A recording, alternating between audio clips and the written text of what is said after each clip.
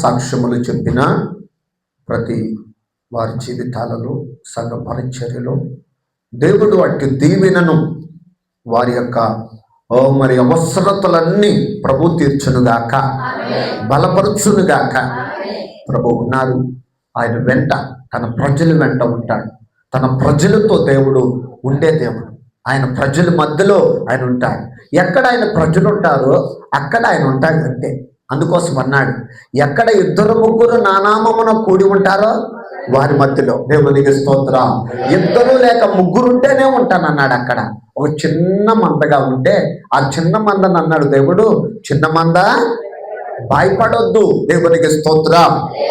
అద్భుతంగా ధైర్యాన్ని ఇచ్చే దేవుడు, బలమనిచ్చే దేవుడు, ఎన్నడూ చూడని కార్యాలను దేవుడు ఆయన జరిగించే దేవుడే ఉన్నాడు.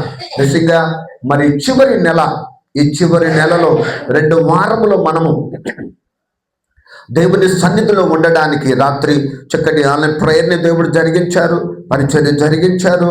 సుందరబాబు గారి కుటుంబ విషయంలో దేవుడు అలాగున ఈ యొక్క దీవెనతో దేవుడు నడిపిస్తూ ఉన్నారు. అది దేవుని నామమునకు మహిమ కలుగునుగాక. ఒక చిన్న వాక్య సందేశము మనము ఈ కీర్తన చదువుకున్నాం. 130వ కీర్తన. ఈ 130వ కీర్తన యాత్రా కీర్తన అన్నాడు. యాత్ర అంటే ఒక స్థలములో నుండి ఒక స్థలమునకు ప్రయాణం. వాళ్ళందరూ ఎక్కడ ప్రయాణం చేస్తున్నారు అంటే అక్కడక్కడ ఉన్నటువంటి వాళ్ళు, ఆయా ప్రాంతంలో ఉన్నటువంటి వాళ్ళు, ఆయా ప్రదేశంలో ఉన్నటువంటి వాళ్ళు, వాళ్ళందరూ ఎక్కడికి రావాలి అంటే యెరూషలేమునకు రావాలి. వారు ప్రయాణము చేస్తూ వారు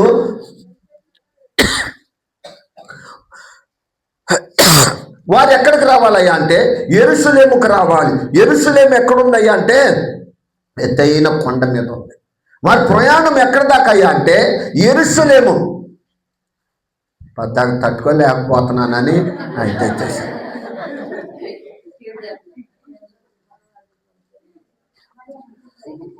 ఎక్కడికి రండి, ఇక్కడ రండి, ఉందరా ఇటు పక్కన వేసుకో, ఇదిగో ఇటు పక్కన వేసుకో, అటు పక్కన ఏం కదా.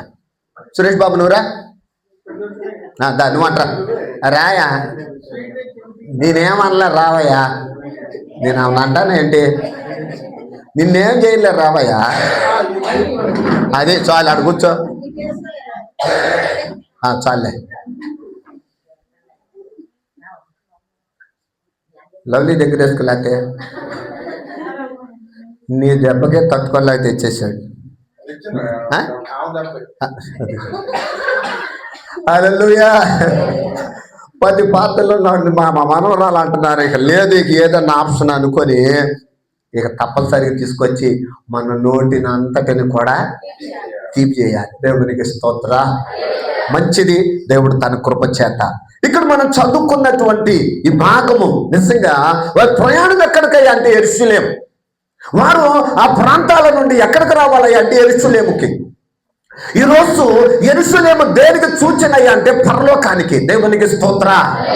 నీ ప్రయాణము, నా ప్రయాణము ఏ పరిస్థితుల్లో ఉన్నా, ఏ విధముగా ఉన్నా, మన ప్రయాణం మాత్రం పరలోకమే. దేవునికి స్తోత్ర. నీ ప్రయాణం మాత్రం పరలోకమే. ఎన్ని కష్టాలు నీకున్నా, ఎన్ని బాధలు నీకున్నా, ఎన్ని సమస్యలు నీకున్నా, అవన్నీ మరచి ప్రభు యొక్క ఎదుగో మరి ఉన్నతమైన దేవుని వైపు నువ్వు పెట్టుకోవాలి నీ గురి. దేవునికి స్తోత్ర. అందుకోసమే కీర్తనాకారుడు లేక భక్తుడు అంటాడు, ఎన్నుకున్నవి మరిచి ముందున్న వాటి కోసం నీ ప్రయాణం. నీ కోసము ఉన్నతమైనటువంటి బహుమానం ఉంది, ఉన్నతమైన భాగ్యం ఉంది. నువ్వు చేసే దానిలో ఉన్నత ఫలం ఉంది. నువ్వు నడిచే దానిలో ఉన్నతమైన దేవుడు ఉన్నాడు. ఆ ఉన్న దేవుడు ఏం చేస్తాడు తెలుసా? నిన్ను చూసి నీ సహాయం చేయడానికి ఉన్నాడు ఆయన. దేవునికి స్తోత్ర. సొలొమోనుని ఒక గొప్ప జ్ఞానవంతుడిగా చేశాడు దేవుడు. చాలా జ్ఞానవంతుడిగా చేశాడు. అక్కడ రాసిన మాట ఏంటో తెలుసా? తన సేవకులు ఉంటారు చూసా, పనిచేసే వాళ్ళు సేవకులు ఉంటారు చూసారా, ఆ పనిచేసేటువంటి వర్కర్స్ ఉంటారు చూసారా. ఇంకా మనం చదువుకుంటే ఆ సంస్థానములు చేసేటువంటి వాళ్ళందరూ కూడాట జ్ఞానవంతులేనంట. దేవునికి స్తోత్ర, దేవునికి స్తోత్రం చేద్దాం. హల్లెలూయా. అంటే ఏ వ్యక్తినైతే జ్ఞానముతో ఇచ్చాడో ఆ వ్యక్తి ద్వారా అక్కడ ఉన్న పని చేసేటువంటి వాళ్ళందరికీ జ్ఞానం ఇచ్చాడట.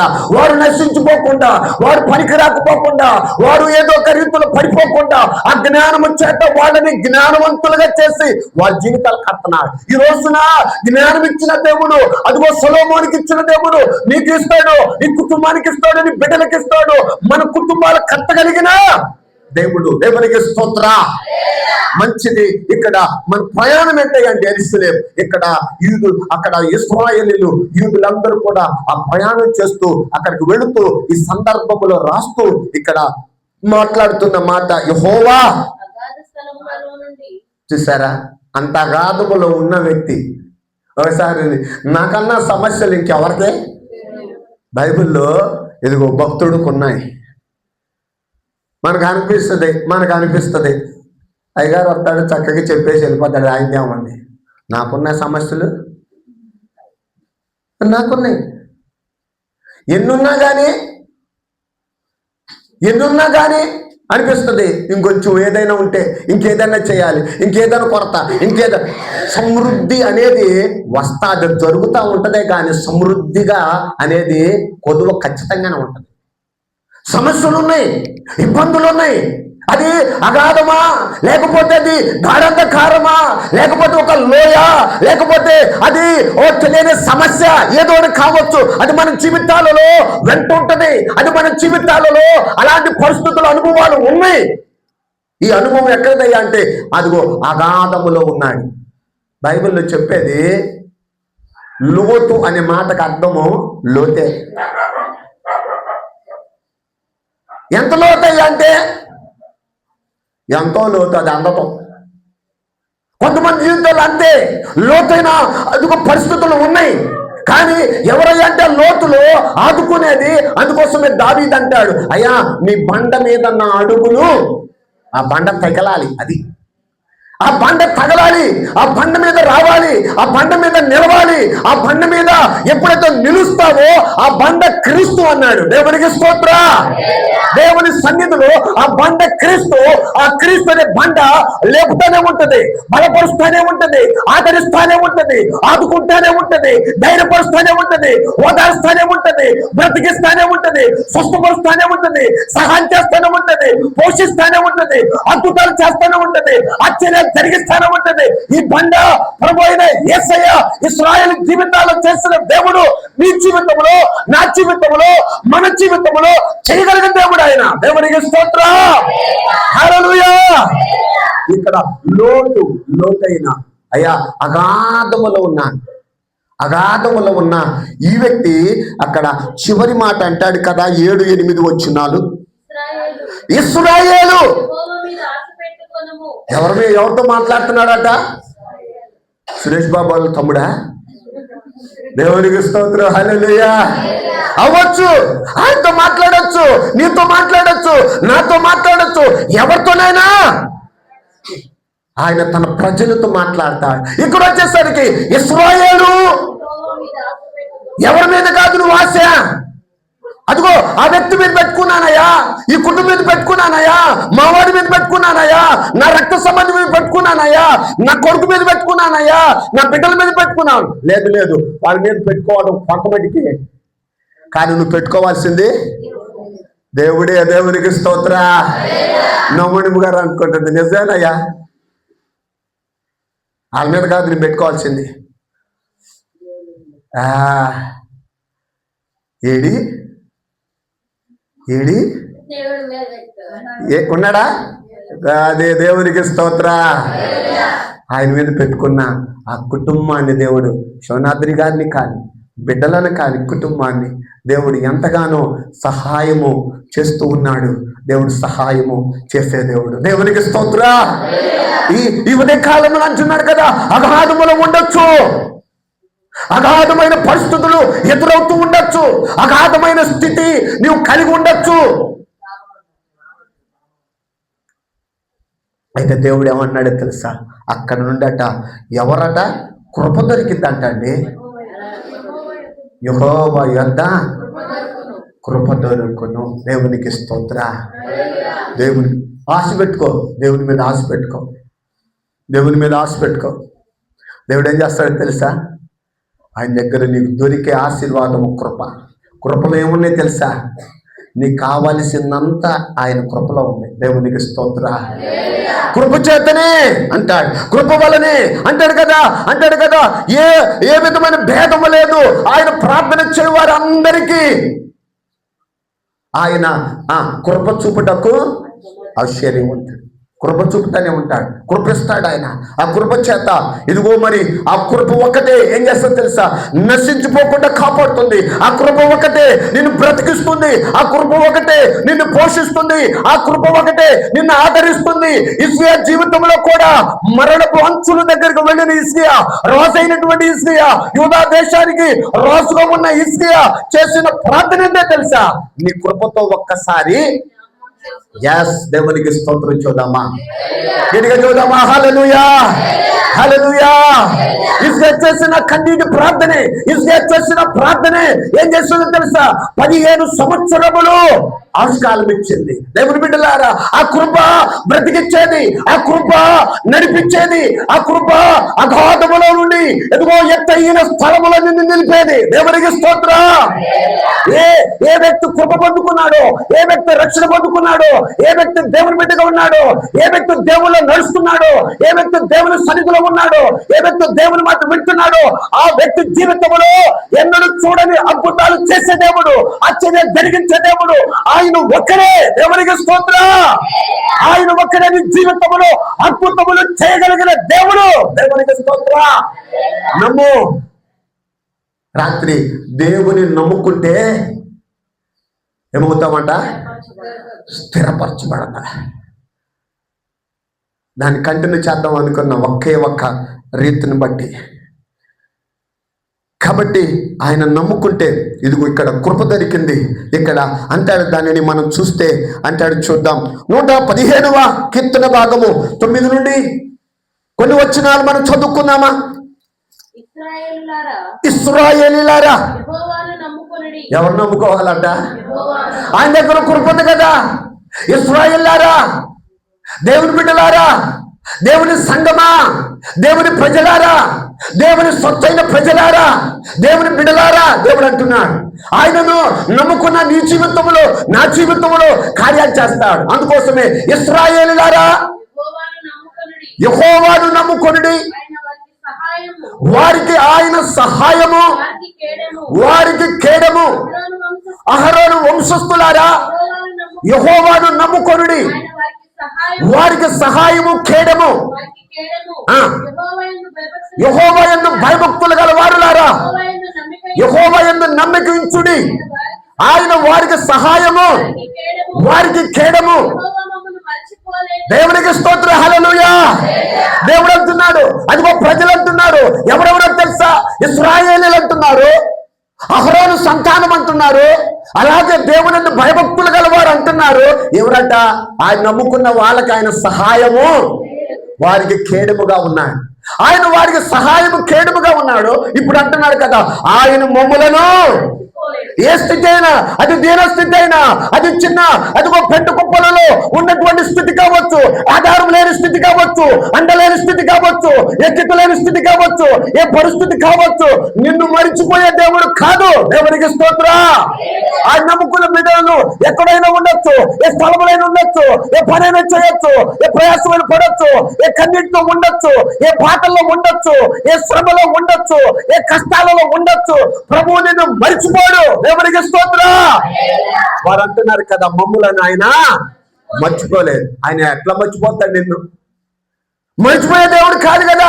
ఆయన చెప్పాడు కదా, ఇదిగో సంవత్సరాది మొదలుకొని సంవత్సరాంతం వరకు ఆయన కరుదృష్టి ఉంటుందని, ఆయన కాపుదల ఉంటుందని, ఆయన భద్రత ఉంటుందని, ఆయన క్షేమం ఉంటుందని, ఆయన తన కృప చేత నడిపిస్తా అని చెప్పిన దేవుడు నడిపిస్తూనే ఉన్నాడు. దేవునికి స్తోత్రం. ఇక్కడ మమ్మలను మరిచిపోలేదు. తర్వాత ఆయన మమ్మలను ఆశీర్వదించును. కనుక ఎందుకయ్యా సహాయం అంటే? ఆశీర్వదించడానికి. ఏంటో సహాయం అంటే ఆశీర్వాదమే. దేవుడు ఆశీర్వదించడానికి, దేవుడు బలపరచడానికి, దేవుడు ధైర్యపరచడానికి దేవుడు ఏం చేస్తున్నాడు అంటే మరిచిపోకుండా నిన్ను నన్ను ఆయన నడిపిస్తూ ఉన్నాడు.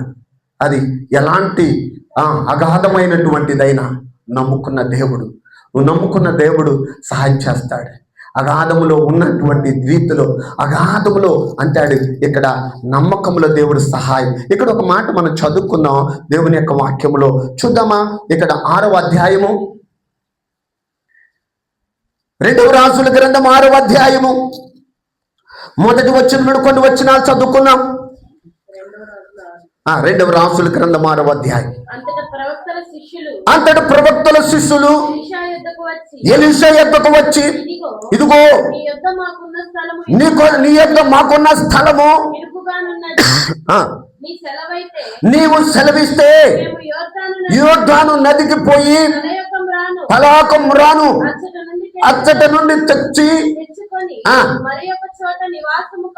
నివాస స్థలమును కట్టుకుందాము మనవి చేయగా ఇక్కడ ఎలీషా ఉన్నాడు.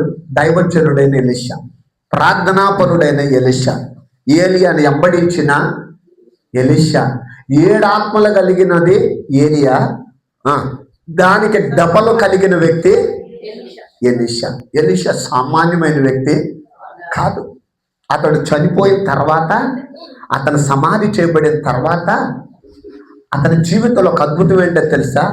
సమాధిలో ఆయన మట్టి చేసిన తర్వాత అక్కడ మరి సంవత్సర కాలమైన తర్వాత, కొన్ని దినాలు అయిపోయిన తర్వాత ఆ ఊరిలో ఒక సిపాయి చనిపోతే, ఒక సైనికుడు చనిపోతే దాని పక్కనే ఈయన బాచిపెట్టారంట. ఆయన ఎముకెళ్ళి చనిపోయినటువంటి ఈ యొక్క సైనికునికి తాగితే అతను లేచి కూర్చున్నాడంట. దేవునికి స్తోత్ర.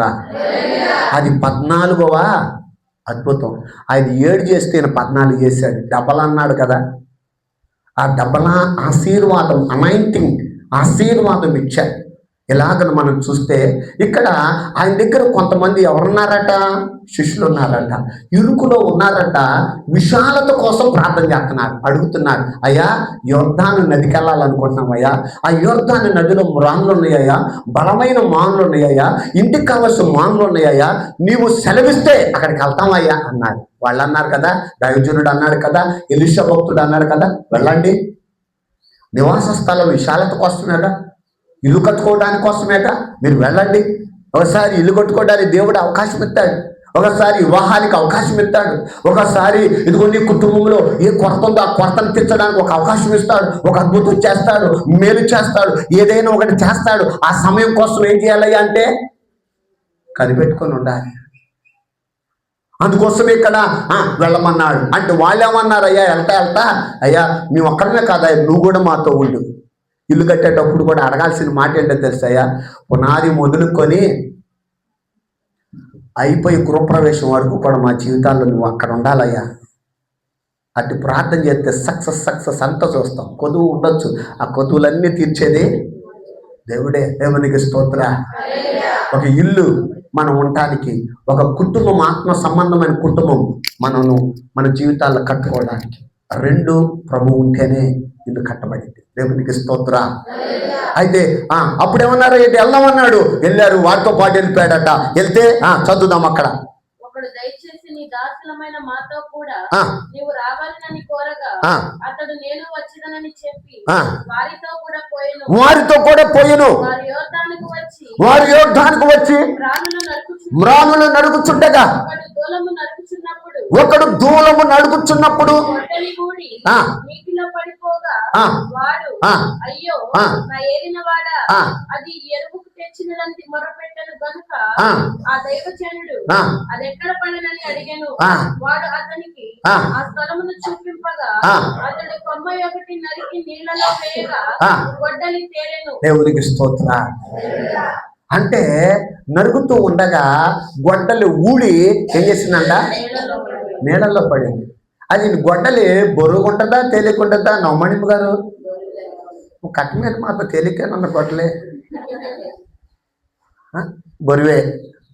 మనిషి కూడా బరువైన వాడే. ఈ బరువైన భారాన్ని ఎవరు మోయలేకపోయారయ్యా అంటే మనం మొయ్యలేక ఈ భారమంతా ప్రభు అన్నాడు, ప్రయాసపడి భారం వస్తున్న సమస్త జనులారా ఆయన మీద ఏమన్నాడు. ఆయన మీద వేస్తేనే ఆయనే మోసింది. మనిషి యొక్క భారం ఏంటో తెలుసా? మనిషి యొక్క పాప భారం ఏంటో తెలుసా? మొయ్యలేనిది. అది ఎక్కడ పడేస్తుందయ్యా అంటే యోర్దాన్ అనే లోకంలో అగాధములో పడిపోతాడు మనిషి. అట్టడుగుని వెళ్ళిపోతాడు మనిషి. తెలియకుండానే పడిపోతాడు. తెలియకుండానే లోకంలో పడిపోతాడు. పడిపోయిన వ్యక్తి అడుగు వెళ్ళిపోతాడు. అట్టడుగుని వెళ్ళిపోతాడు. తెలియదు, ఆ పరిస్థితి తెలియదు. అడుగుని వెళ్ళిపోయాడు, అక్కడ ఉన్నాడు. అడుగైనటువంటి పరిస్థితిని. అందుకోసమే అదిగో ఏం జరిగిందో అని తెలుసుకొని వారు వెంట దైవజనుడు ఉంచారు. అప్పుడు అన్నారు, అయ్యో అయ్యో దైవజనుడా, ఇదిగో ఈ గొడ్డలు తీసుకొచ్చింది, ఎరువు తెచ్చాము, ఈ గొడ్డలు అయితే పడిపోయింది, ఈ యొక్క ఘాటములో పడిపోయింది, యోర్దాను నదిలో పడిపోయింది. అది తిరిగి కిందకి వెళ్ళిపోయింది. రావాలంటే సామాన్యమైందా? సామాన్యమైంది కాదండి. బావిలో పడిపోతే సంవత్సరానికి ఒకసారో లేకపోతే 5 నెలలకు ఒకసారో ఎప్పుడో తీసేవాళ్ళు ఇదివరకు రోజుల్లో. అప్పటికి అది సిలువు బట్టి ఉండే మీ అందరికీ తెలుసు. నేను కూడా అందరు చెప్తున్నారని నేను వెళ్ళేవాడు లోపలికి, బావిలోకి ఊరక అట్ట వెళ్ళేవాడిని. అమ్మట వచ్చాడు. ఎందుకయ్యా అంటే అది లోపల పోనీది. అది లోపల పోతే దాన్ని పట్టేసిందంటే చచ్చిపోతుంది. ఎందుకంటే బాయ అంత లాభంగా ఉండదు. అది అడుక్కెళ్తే ఇంకో సొరంగం ఉంటుంది, దాంట్లోకి వెళ్ళి తీసుకురావాలి. అది నేనండి పిల్లల్లో అందరూ మేము పిల్లలం కదా, మేము కూడా కొంచెం రక్తం, ఏ రక్తం, ఉరుగు రక్తంగా నేనెళ్ళి తీద్దాం ఈరుని సూర్యుని అనుకునేవాడిని. నేను వచ్చేసేవాడిని. అప్పుడు చెప్పేవాడిని అది లోపల బాగా లోతుకుంది, వెళ్ళలేకపోతున్నాను. ఇది బావిలోదే తీయలేకపోయినటువంటి నదులు ఎడతెత్తామండి మనం. నదిలో తీయాలంటే మన వల్ల అది ఎవరు తీయాలో తెలుసా? దేవుడే తీయాలి. కొట్టండి చప్పట్లో. మన జీవితాల్లో ఎక్కడ పడిపోయాడు తెలుసా? నదైనటువంటి లోకంలో పడిపోతే ఆయన వెతికాడు వెతికాడు వెతికాడు వెతికాడు. పడిపోయిన తర్వాత ఒకసారి గొడ్డలి బంగారపు గొడ్డలు వస్తుంది, అదేనా అంటాడు. అయ్యా నాది కాదయ్యా. ఇనుప గొడ్డలు వస్తుంది, ఇదేనా? నాది కాదయ్యా. ఇత్తడి గొడ్డలు వస్తుంది, ఇదేనా? నాది కాదయ్యా. నాది గొడ్డలు ఇదిగో ఒక గొడ్డలు వస్తుంది, ఇదేనా? ఇదేనయ్యా అన్న వాళ్ళని తీసుకెళ్ళి ఉన్నత స్థలంలో పెడతాడు. వచ్చింది లేదు ఎవరికి, ఆయనకి ఏం తెలుసు, ఈ గొడ్డలు బంగారం గొడ్డలేగా, ఇది నాదే అన్నావా ఇక అంతే, అన్నావా ఇక అంతే. నీది గాంధీ ఆశించొద్దు, నీది గాంధీ వద్దు. ఏదైతే నీదో అదే అడుగు, అది దేవుడి పైకి తెస్తాడు. దేవుడికి స్తోత్ర. హల్లెలూయా హల్లెలూయా. ఆశ వేరు, అత్యాశ వేరు. అత్యాశ పోతే అత్యాశే అంటాడు కదా, అది చేటు వచ్చింది దుఃఖానికి. దురాశ దుఃఖానికి చేటు. చెట్లన్నీ ఒకసారి మేము ఆ మధ్యలో చెప్పా తర్వాత, అప్పుడు ఇప్పుడు చెప్తున్నాం మళ్ళీ. చెట్లన్నీ మీటింగ్ వేసుకున్నాయి అంట. అన్ని పెద్ద పెద్ద చెట్లు, పెద్ద పెద్దవి, సర్వి చెట్టు, ఇవన్నీ పెద్ద ఆకాశానికి, ఇవన్నీ చెట్లన్నీ మీటింగ్ వేసుకున్నాయి అంట. ఎంత పైకి వెళ్తున్నాం మనం, ఎంత ఎత్తుకు ఎత్తుకుతున్నాం మనం. ఒక చిన్న గొడ్డలు ఇచ్చి మనల్ని నరికేసి నేల కొట్టేస్తుంది. గొడ్డలు ఎంత? గొడ్డలు బిసాది ఎంత? అది చిన్నది. మనమేమో ఆకాశానికి అంటుకున్నాం, మనల్ని నేల కొట్టేస్తుంది. దీనికి ఏదో ఒక రీతిలో పరిష్కరించాలి, ఏదో ఒక రీతిలో మనము ఎండ పెట్టాలి, దానికి పులుస్టం పెట్టాలి అని మీటింగ్ చేసుకుంటున్నాయి అంట. అన్ని వాటిలో ఒక తెలివైన చెట్టు అందంట మాట్లాడతా. గొడ్డల్లో దూరినోడు మనోడారా? గొడ్డల్లో ఉన్న ఎవరు? మనోడంటే కర్ర అంటే ఏది? ఓ చెట్టు కర్రేగా. వాడేరా బలమెత్తండి, సమస్యను ఎక్కువ చేస్తుంది ఎవడు? మనోడే. మన పక్కన ఉన్నవాడే, మనతోనే ఉన్నవాడే. ఈడు ఎక్కువ చేస్తాడు, ఈడే చెప్తాడు, ఆ రోజుల్లో తన్నాడు, ఈ రోజులు తన్నాడు, ఇది అన్నాడు అని ఎక్కువ చేస్తాడు. సమస్య అంతటితో ఎండైపోయే దాన్ని అది ఎక్కువైపోతుంది. చినికి చినికి చెప్పలేదండి, చినికి చినికి అది. అందుకోసమే అగాధంలో పడి ఉన్నది ఒకే ఒక కొమ్మ అంట, నరికి అక్కడేశాడు. ఆ కొమ్మ నిజమైన ద్రాక్షావళి నేను తీగలు మీరు, ఆ కొమ్మ యేసయ్య. దేవునికి స్తోత్రం. ఈ కొమ్మె ఫలించే కొమ్మగా, యేసేపును ఫలించే కొమ్మగా ఉంచింది. ఈ కొమ్మే ఇదిగో ఈ రోజున యేసయ్యే ఇదిగో అగాధములో పడి ఉన్న వ్యక్తి, అట్టడుగులో ఉన్న వ్యక్తి, అతడు అప్పులలో, అతడు సమస్యలలో, కుటుంబ సమస్యలలో, బిడ్డల సమస్యలలో, అనారోగ్యమైన సమస్యలలో, ఏదో ఒక రకమైన బాధలలో, ఏదో ఒక రకమైన వేదనలో, ఏదో ఒక రకమైన కష్టాలలో, ఏదో ఒక రకమైన బాధలో పడి ఉన్న వ్యక్తిని పైకి చేయడానికి ప్రభు అన్నాడు, నా హస్తము కురుచు కాలేదు. దేవునికి స్తోత్రం. హల్లెలూయా. ఆయన హస్తము చాపుతున్నాడు. ఎప్పుడైతే పట్టుకుంటావో, ఆయన హస్తమును పట్టుకుంటావో, ఇదిగో మరి పేతురు యేసయ్య హస్తమును పట్టుకున్నప్పుడు పైకి వచ్చి నావలో కూర్చోబెట్టినట్టు నిన్ను కూర్చోబెట్టాడు, నిన్ను నిలబెడతాడు, నిన్ను బలపరుస్తాడు, అద్దరికి చేస్తాడు. నీ జీవితంలో అద్భుతమైన కార్యములు చేయగలిగిన దేవుడు. దేవునికి స్తోత్రం. ఎవరి కాలమున ఆయనలో అగాధములో పైకి తీసుకొస్తానికి దేవుడు ఒక్కడే. ఆయనే చేస్తాడు. అందరూ అగాధములో ఉండి ఒకసారి ఈతున్నప్పుడు వ్యక్తి ఈత రాకుండా అలసిపోయి కొట్టుకుంటా వాడిని రక్షించడానికి వీడు కూడా దూకాడు అనుకో, ఈడు ఈత రానోడు సగం వచ్చి ఈత రానోడు దూకాడు అనుకో, హెల్ప్ చేయి అన్నవాడు ముందున్నవాడు ఈయన ముంచేసాడు, పైకి వస్తాడు. ఎందుకయ్యా అంటే ఇద్దరికే ఏదో ఒక రీతిలో ఒకటి సేవ్ అయిపోతాడు. కానీ అంట కాదు, ఇక్కడ ఇద్దరిని సేవ్ చేయగలిగిన దేవుడు ఆయన. దేవునికి స్తోత్రం. నిన్ను నన్ను సేవ్ చేయగలిగిన దేవుడు ఉన్నాడు. ఈ 12వ నెల ఈ 14వ తారీఖులు ప్రభు మనల్ని ఇచ్చాడు. ఆయన కృప మనకు తోడుగా ఉండును గాక, ఆయన ఆశీర్వాదం మెండుగా ఉండును గాక. ఈ దినం ఈ మాటలు మన వినికిడును ప్రభు మనల్ని దీవించి ఆశీర్వదించును గాక.